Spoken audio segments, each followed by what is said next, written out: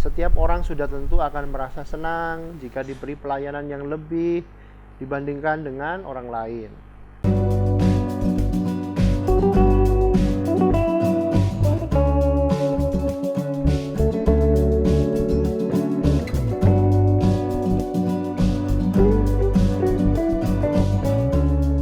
Halo guys, Assalamualaikum warahmatullahi wabarakatuh. Ketemu lagi dengan Ko Haris, channel berbagi informasi dan bisnis. Hai, kembali lagi di channel Ko Haris. Dan kita akan lanjutin pembacaan buku kita yang kemarin. Kita udah sampai di bab 7 di video sebelumnya. Dan kita akan lanjutkan sekarang di bab 8. Udah nggak kerasa nih, aku udah bacain buku buat teman-teman sampai bab 8. Oke teman-teman, dan buat teman-teman yang baru gabung ya, bisa lihat videoku sebelumnya karena ini ada babnya, ada 30-an bab ya. Ini aku udah bacain sampai bab 8. Barangkali yang baru gabung bisa tonton videoku di yang seri 1 sampai 7. Dan kali ini aku mau bacain tentang seni bisnis orang Cina. Dunia perdagangan penuh persaingan keras dengan berbagai macam cara. Oleh karena itu, pedagang harus mempersiapkan dirinya dengan seni bela diri perdagangan untuk menghadapi serangan dalam bentuk apapun dan kemungkinan yang akan datang.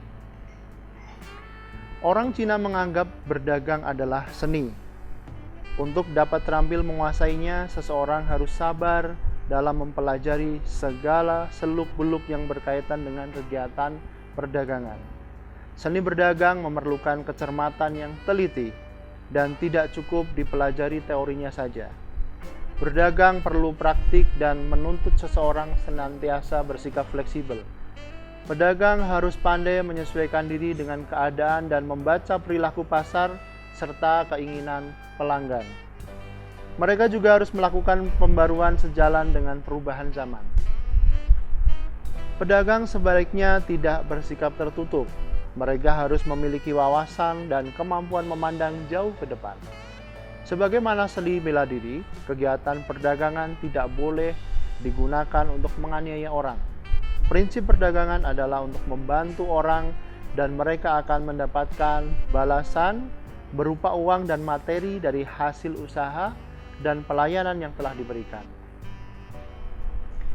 Seni berdagang orang Cina mengutamakan prinsip win-win, menang semua ya.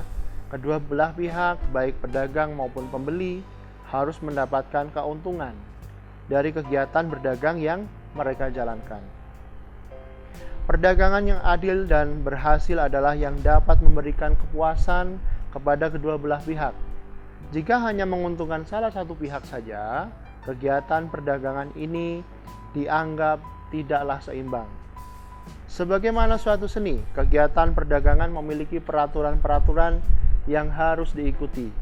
Antara lain, tidak boleh mementingkan diri sendiri, harus bersikap jujur, baik kepada diri sendiri maupun orang lain, bertanggung jawab, melakukan yang terbaik, bersaing secara sehat, bekerja sama jika memang diperlukan, tidak bersikap tamak, sabar, dan tidak terlalu berprasangka.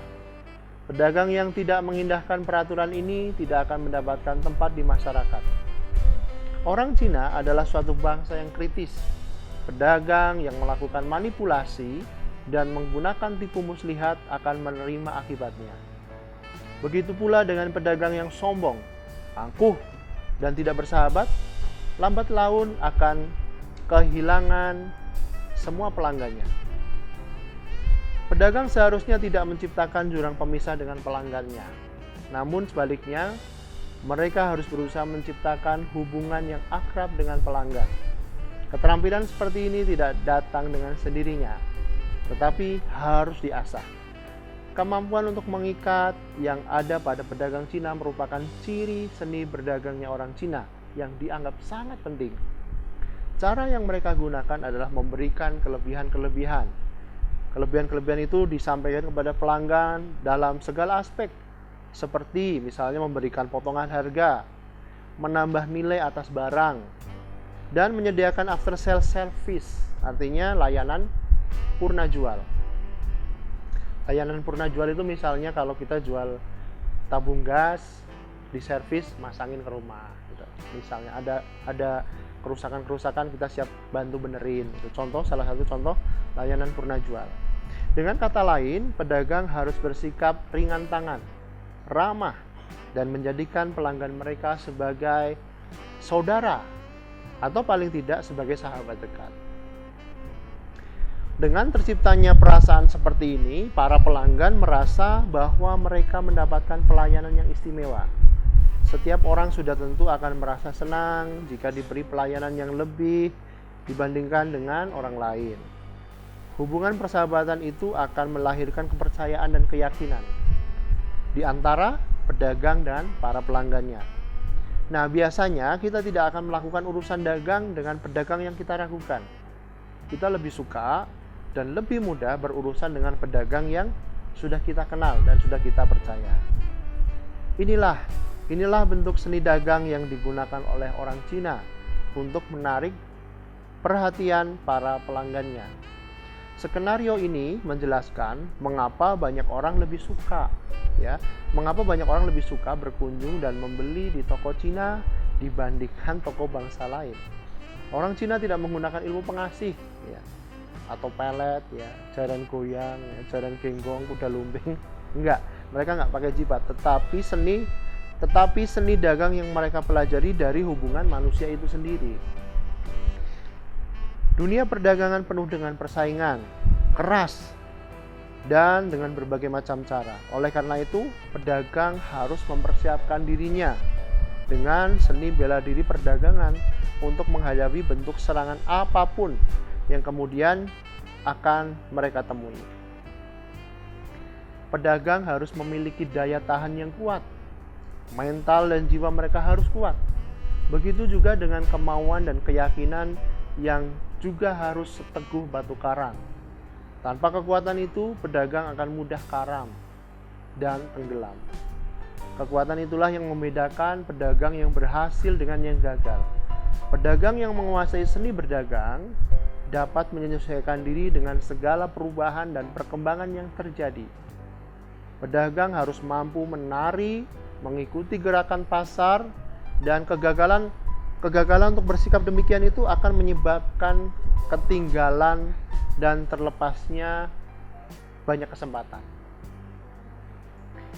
Berdagang itu tidak dilakukan dengan cara sembarangan. Seseorang dituntut untuk senantiasa meningkatkan kemampuannya. Mereka harus tahu bagaimana mengendalikan para pelanggan dan menghadapi pelanggan yang cerewet. Pedagang tidak seharusnya menjadi pengikut, tetapi harus berusaha menjadi pemimpin di bidangnya. Pemimpin yang baik akan tahu kapan waktu yang sesuai untuk bertindak dan bagaimana harus menyelesaikan masalah. Dalam seni berdagang orang Cina, tidak menjadi suatu masalah yang memalukan jika seseorang itu mengalah. Karena dengan mengalah, dia akan mendapatkan kesempatan yang lebih banyak. Dengan mengalah, dia akan mendapatkan kesempatan yang lebih banyak. Mengalah bukan berarti kalah. Begitu juga dengan mundur beberapa langkah ke belakang adalah lebih baik daripada bertindak secara terburu-buru. Hanya orang yang mengetahui dan menguasai seni daganglah yang dapat melihat dampak positif dari suatu tindakan yang pada anggapan umum bersifat negatif. Pedagang juga harus sensitif. Perasaan itu dapat membantu pedagang memahami bentuk perubahan apapun yang terjadi. Rasa sensitif itu penting dan menjadi salah satu elemen yang harus ada dalam seni dagang. Mereka yang menguasai seni dagang dapat mencium peluang dan mengubah keadaan yang buruk menjadi situasi yang menguntungkan.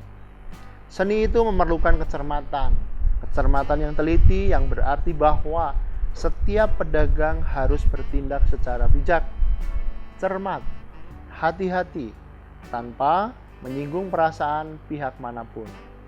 Pedagang seharusnya mendapatkan banyak kawan, bukan musuh atau lawan. Mereka yang suka menimbulkan permusuhan, bertengkar, mencetuskan konflik, tidak cocok untuk berdagang. Golongan ini tidak memahami seni berdagang, dan mereka tidak dapat memberikan nilai tambah pada kegiatan perdagangannya. Seni dagang itu penting karena dapat membedakan mana pedagang yang biasa dan mana yang luar biasa. Sekali lagi, seni berdagang itu penting karena dapat membedakan mana pedagang yang biasa dan mana yang luar biasa. Itu teman-teman, bab 8 dari buku ini. Menarik bukan? Tunggu bab 9 dari buku ini. Akan kuharis bacaan lagi buat teman-teman. Dan ke depan kita akan bahas tentang apa? Cara bisnis orang Cina. Sampai ketemu lagi di video selanjutnya. Terima kasih atas atensinya. Thank you. Jangan lupa subscribe, langganan, jangan lupa jempolnya, jangan lupa loncengnya dan subscribe. Share ke teman-teman kamu biar bisa dapat manfaat juga dari channel ini. Thank you. Assalamualaikum warahmatullahi wabarakatuh.